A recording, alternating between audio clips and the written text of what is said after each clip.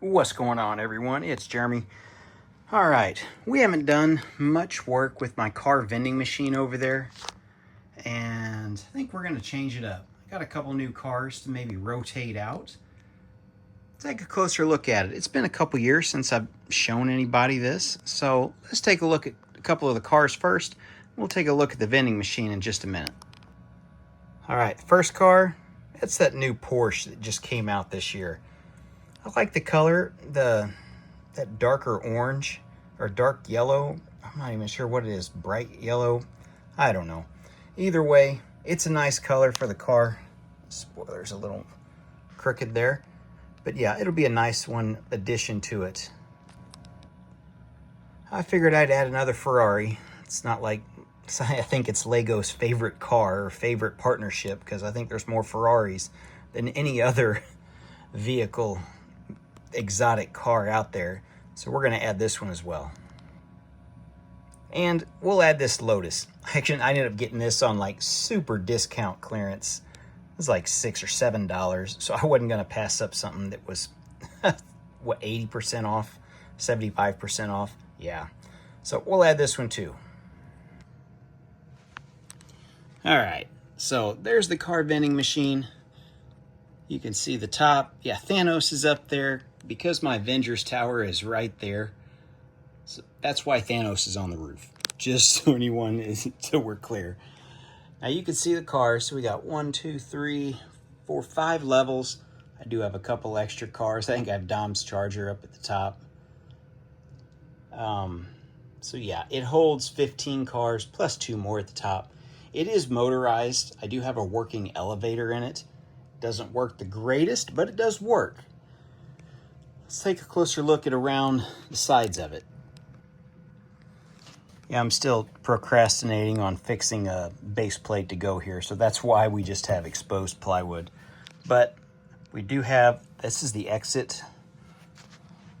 You can see in here. Here's our, that goes for our working car elevator. And it looks like the James Bond Aston Martin car is on there. You can see I do have, I kind of need to change some of them out. So when I built this, I made it big enough for all the 8 wide plus cars, 8 studs wide plus the fender flares. You can see we've got a mixture of both, especially up here, like those two. It might be the only 2 that are left from the 4 wide era. Really like that one. That's one of my more favorite ones. Same with that one.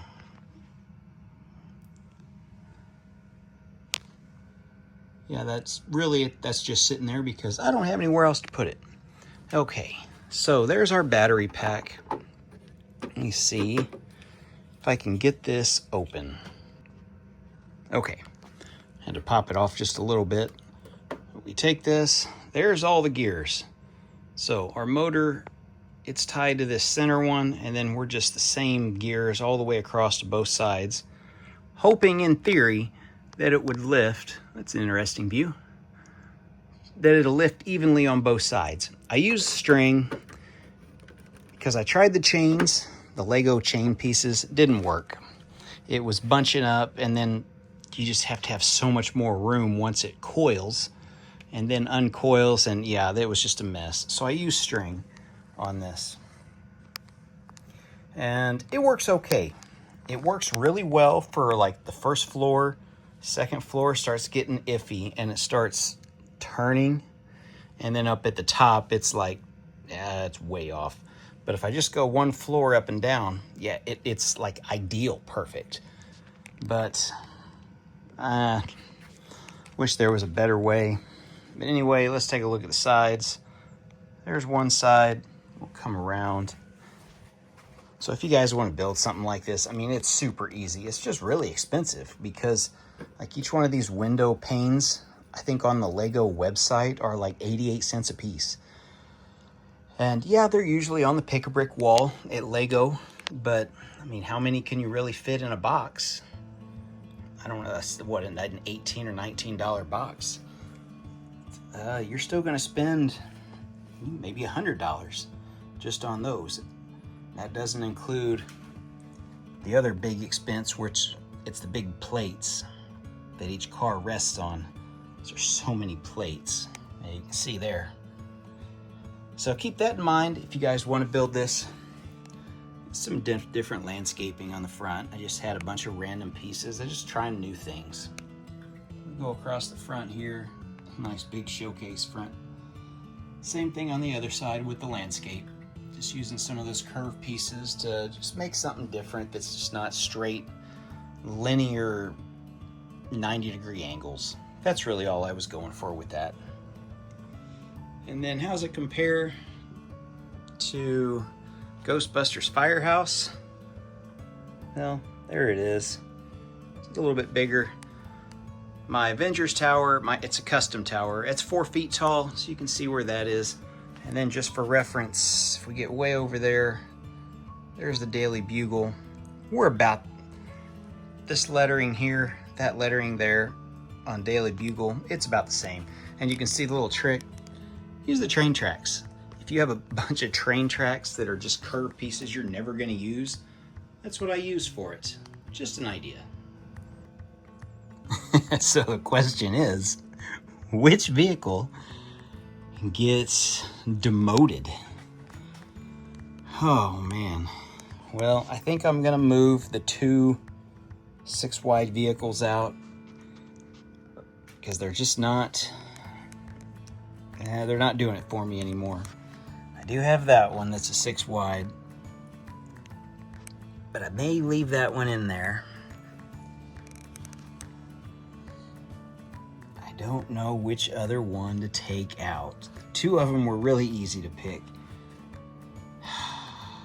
I gotta think about this for a second. All right, I got my pick. So this is one of the original sets. I say there's no change to that set. I really like that set. But when I bought this, I bought another one. And I added some white trim around it. I'm really happy with the way it turned out. It just added a lot more, just a different color scheme to it. So I think I'm gonna take that one out. Let's see what these new cars look like in their spot. Okay, here's the before and the after. Well, not a big change. Moved a couple cars around. I'm happy with it. I think that yellow color, it just really stands out. I think having another red up there rather than at the bottom, yeah. As for the other cars, well, I guess they're gonna drive away. And then you can see a little bit more of my modified design work on that one. And then the difference between a 6-wide, 6-stud wide, and an 8-stud wide, they're just too big for the city, in all honesty. You look at the police car back there, and you look at these things. I mean, that's the new police car design currently on the market. And yeah, it just doesn't pair well. But I mean, these cars are so cool. I wanted to have them in my city some way. And this was the only way I could think of to do it, other than to just have them parked in some parking spots in like a parking lot or something, and you don't see them. So I wanted to incorporate them in some kind of building. And seeing like the old Carvana car vending machines, that's where I got the idea. So I guess that's it for today, guys. I know I hadn't shown this in a while. I had a couple new cars that I wanted to throw up in the building, and yeah, I'm happy with it. Let me know what you think. If you have any questions, let me know, and we'll see you in the next one. Check out my other videos.